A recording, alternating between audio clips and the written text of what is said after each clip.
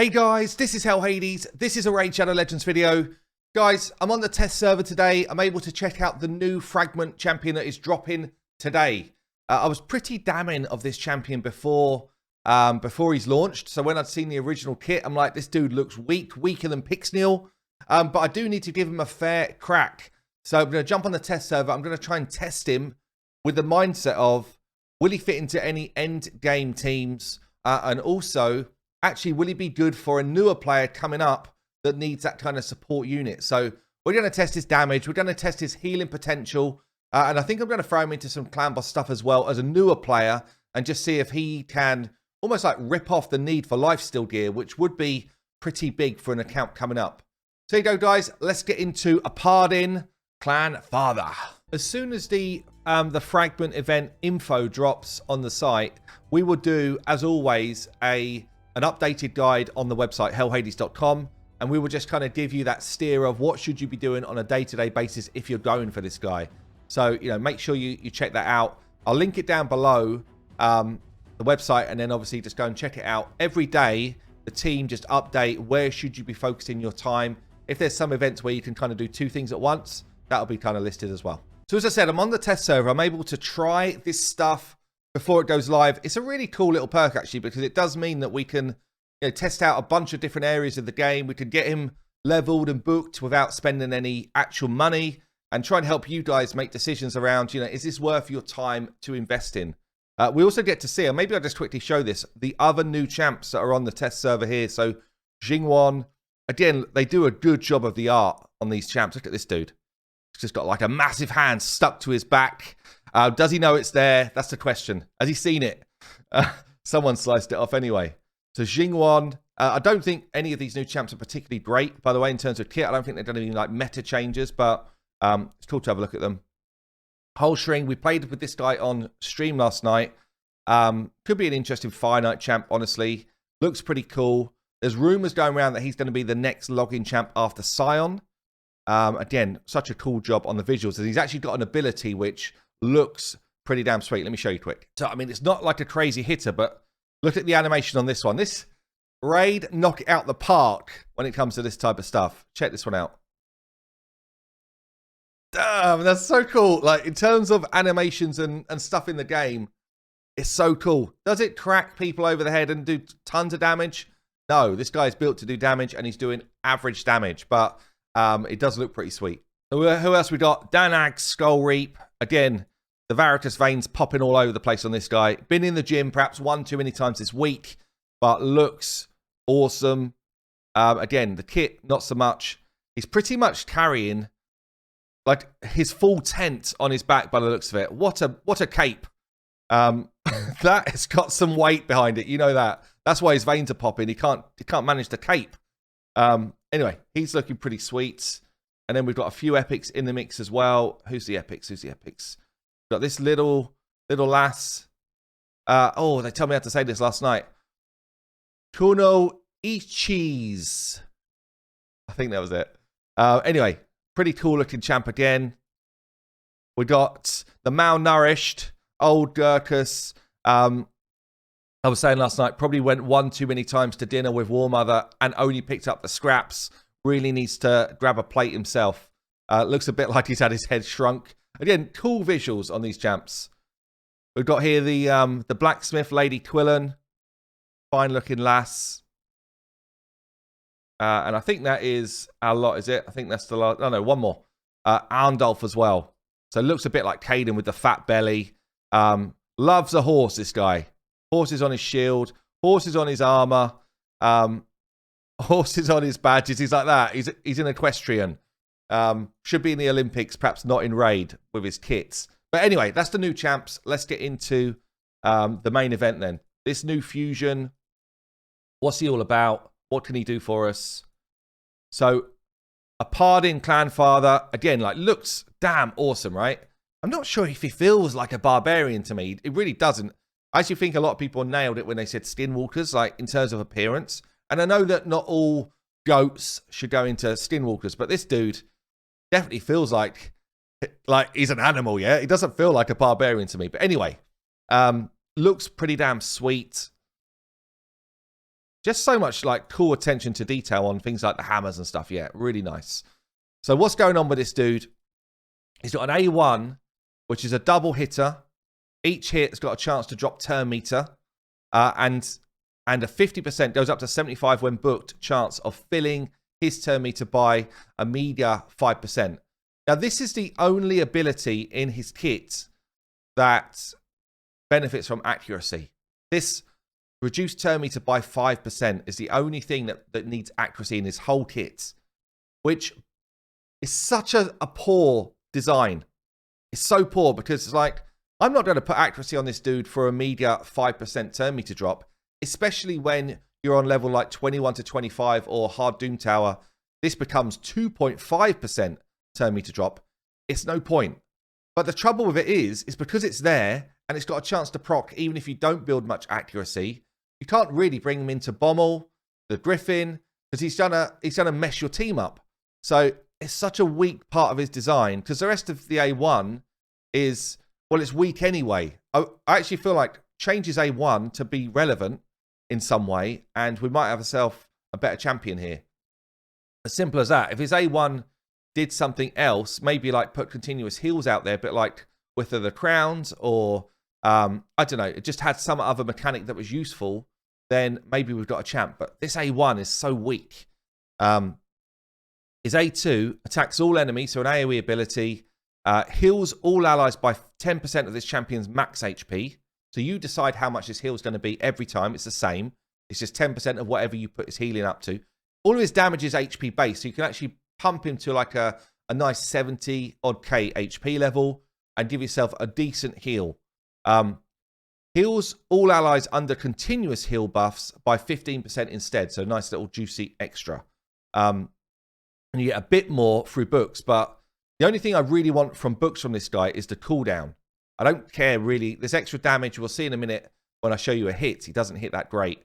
So the extra damage is kind of irrelevant. The extra heal is not additive. So it's a multiplicative heal bonus. So you go from 15 to 16.5. It's not really a juicy enough gain really for a book, but the cooldown's nice. And then on this ability, removes all block buffs and heal reduction debuffs from all allies, then places 2 continuous heals for 2 turns. Also, 75% chance goes up to 100 of removing a random debuff. So actually, he can be your stun cleanser against clan boss with this ability. This one random debuff here, he can be your cleanse, which is not bad. So when I was thinking to myself earlier, I was like, if he's not that great, maybe he's actually pretty damn useful for clan boss for just about anyone who plays the game. You've got continuous heals going out. You've got a stun cleanse. I just wish this was a full cleanse. Like, why is this not just a full cleanse and then does the continuous heals? It just should be. It just should be. So, I mean, the block buffs and heal reduction, I guess, it just makes sure that you get these healing bits going. But yeah, this should just be a full cleanse and then 2 continuous heals go out. But the nice thing about this dude, and the reason why I'm anti saying don't fuse this dude, yeah, is because of this passive.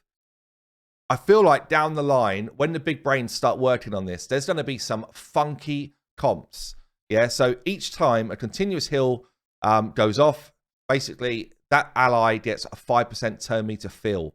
So if you're pairing him with Bad L, Eurodrim, with it, all of those big ones that drop out a couple of continuous heals a lot, this dude's going to be punching turn meter. Basically makes you quicker than you should be throughout the fight.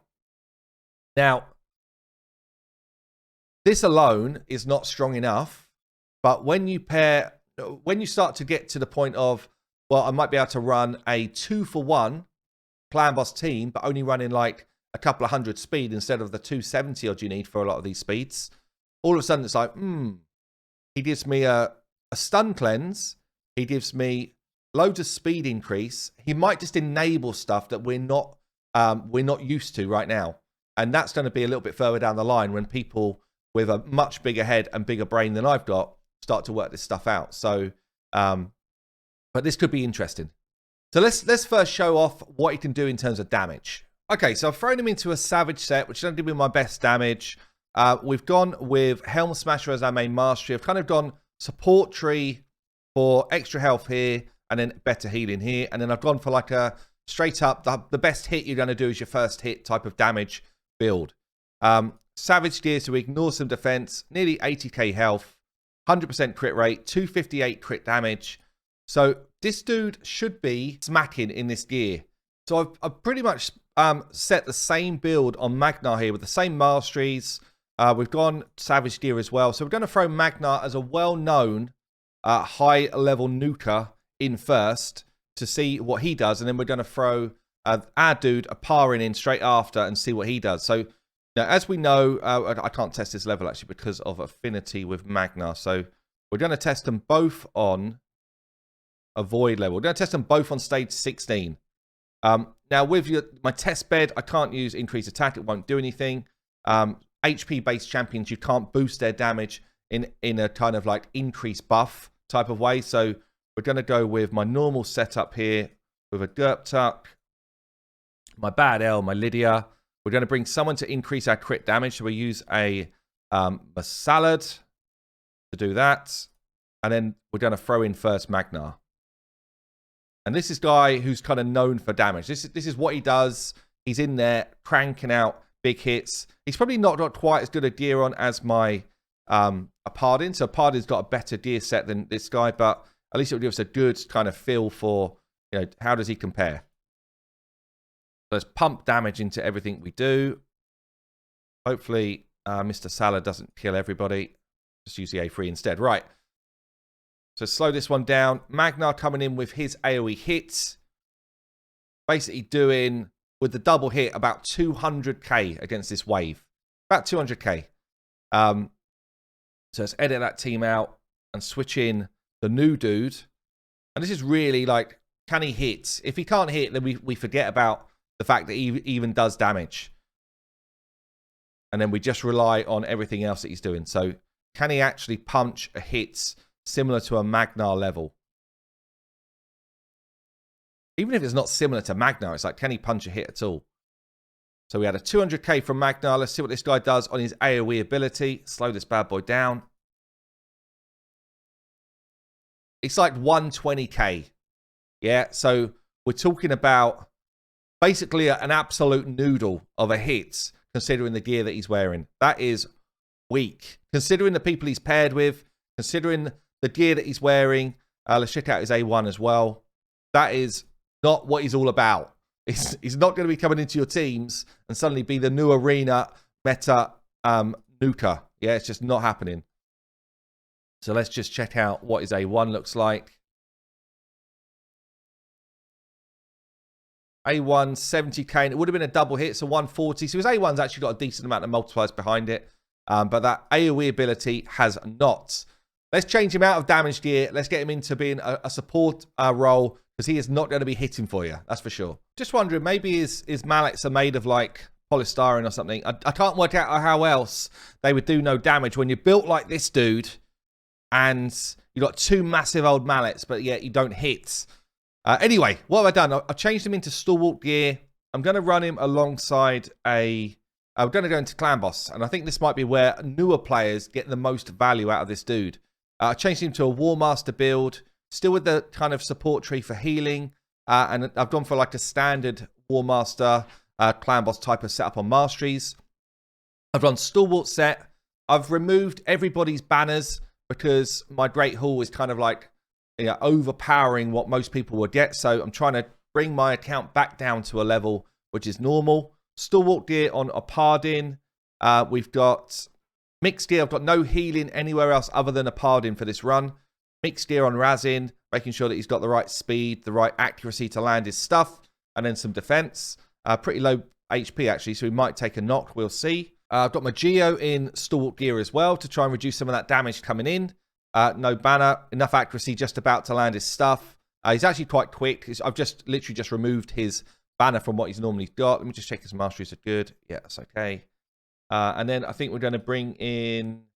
Who else did I think? I think I'm going to bring in Coffin Smasher as my decrease attack champion. So again, just no banner, but we've got probably more accuracy than we need, enough speed, and some survivability. So let's get these guys in. Let's see if this OPARDIN can be your all-in-all healer for something like Clan Boss. Okay, so we're going with this style of team here. Now, his AI is all over the place. His AI, honestly, is a laughing stock right now. So you do have to tell him what to do. So you have to tell him, in this case, we're going to want him to use his cleanse as his first ability. And then I want him to use his A2 as his second choice and then roll him with his A1. The reason why I want him to cleanse first is because he's my quickest person. He's going to cleanse the stun off on after the stun hits. With all of his turn meter gain, it might be that it starts throwing this tune out, honestly, because I've not taken that into account very well. So it might be that he's too quick. We'll see. Iron Brado, you get your increased defense up as your first choice.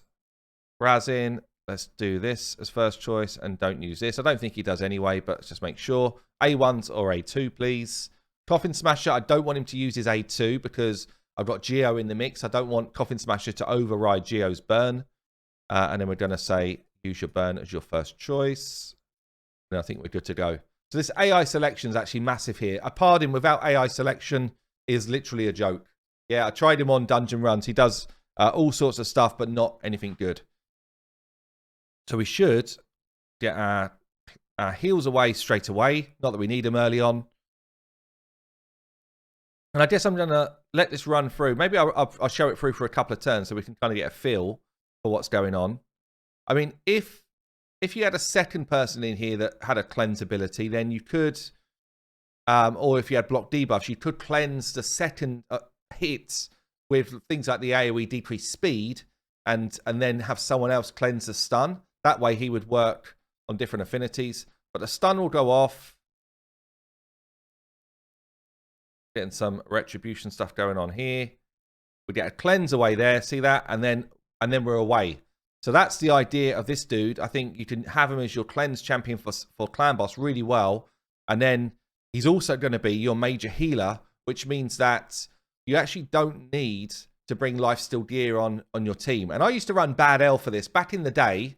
Back before all of these teams were available with Unkillable and stuff, Bad L kept my team alive and cleansed the stun for my Clan Boss team way back when. Yeah, and it meant I was able to bring in different gear sets which helped me stay alive. So something like Stalwart gear, when you're able to cleanse a stun, is actually really useful. But you can see my speed tune is already out because of these extra speed buffs we're getting. So that's going to require a bit more work, but the essence is there. We're actually gaining quite a lot of turn meter here each turn now. We're getting between 10% and 20% extra turn meter each time we take a turn because of these extra continuous heals that are on. And I could imagine if you were to run in with other people with continuous heals as well, all of a sudden you're just pumping turn meter really quickly, and you can probably outrun this Clan Boss 2-1 quite comfortably, quite quickly. Anyway, I'll let it run through. It's not a perfect tune, but at least we get an idea of how long do we last. We're on turn count 10 against Ultra Nightmare right now. So we're on turn count 22. 20 plus is where you start to really take crazy damage. And you can see that we're taking like over half hit damage here from my team.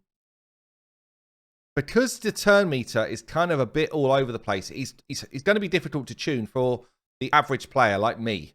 Yeah, so because of this turn meter kind of pumping speed, it's a good thing, but it's also a tricky thing to get a decent speed tune going. Deadwood, I'm sure, will sort this out in his calculator, and then everyone's going to be rejoicing. But he is sustaining healing pretty damn well. He gets a turn, he gets about half his health back. But it's probably not quite, I don't know, you get the A2 away, pretty much get a full heal off. So considering we've got no other form of healing at this point, the first time we actually die is from a hit, not because of like being worn down. It's a straight out nuke. So I think he is capable of doing this for an account coming up that is struggling to stay alive in Clan Boss. I think he gives you alternative options. He's not going to be like the be-all and end-all best champion in the game. Okay, there's no way he's going to be that. But for a newer account, I think he's going to be a pretty damn sexy healer, and that's it. Yeah, and I think this is probably his best use case. So I don't want to say to people, don't go and fuse this guy. if you're an end game player, I can't see a team that he goes onto. I just cannot see that he will be in any of your teams. But if you are a newer player kind of coming through the game, then I think he can do this for you. And I think he does this same job in dungeons as well. You know, he'll come in and just kind of be an out-and-out healer. But as soon as you get kind of past a need for that, then you'll start blowing stuff up and you won't need him. But 3 million healing there in a clan boss run is pretty substantial numbers. No damage though. He's done less damage than Coffin Smasher here. So let's just show him off in a couple of dungeons. Yeah, I mean, it's hard to make a kind of genuine use case for him outside of that newer player coming up. So if we were doing something like Ice Golem Peak, I was trying something out last night where, you know, him with others that do continuous heals, you know, how quick can you get your team moving? You know, how effective is it? And yeah, I mean, if you've got With It or Bad L or Eurodrim, then you suddenly start getting a lot of continuous heals going, and your team do cycle through their abilities actually pretty damn quick. You see here, we've got 2 there from Bad L. We're going to get another 2 here. We've got control coming from Ninja, control coming from Seal. And if you're kind of working your way up to level, you know, 20 dungeons, all of this extra turn meter is really helpful. Yeah, if you haven't quite got the gear to get going on this stuff, you can't one-shot waves and that, then all of this extra turn meter is helpful. When I then tried him on like level 25 stuff in the same type of comps, it just doesn't work. We can't really sustain the damage that level 25 mobs do to you unless you've got big shields or you've got other mechanics. Just healing alone doesn't do it. You need people that are going to revive those people that are dropped at that point. So, you know, again, for that account that is kind of developing through, fine. He's going to be helpful. It'll keep your team alive and it'll get you moving a lot quicker. But once you get onto the higher level stuff, I don't think he offers anywhere near enough. So if I was rating him, I'd be like, for the new account coming through, it's probably a 3.5 out of 5. For an endgame account, it's probably like a 2 out of 5. Something like that. It's very difficult to throw a number on him. He's definitely not the sexiest fusion we've ever had. But, you know, look at all this turn meter gain. Turn meter, turn meter, turn meter. Between these two, we're pumping like 20% turn meter straight back. So if you're running at 200 speed, you're getting like an extra 40 tick of turn meter, which is a lot. It is a lot. But just by himself, it's not that sexy. Could I see him in any sort of arena comp? Not really. Maybe in some sort of crazy stall arena team, you know, defense-based team where you just try and make your team unkillable. Maybe. You know, throw him alongside a With It, alongside an Asurga, alongside a Duchess, and it's just like continuous heals for days. Maybe that works, but I'm not sure, honestly. I'm not sure. It feels like he just needs something else in his kit for him to really, you know, become any sort of meta champion. And as he is, great healer. I mean, we'll see the difference. Bad L, we know, is a good healer. Yeah, Bad L's got a healer on his A1. He's got the continuous heals as well. So we'll see the healing difference between these two. It'll be quite interesting to see, actually.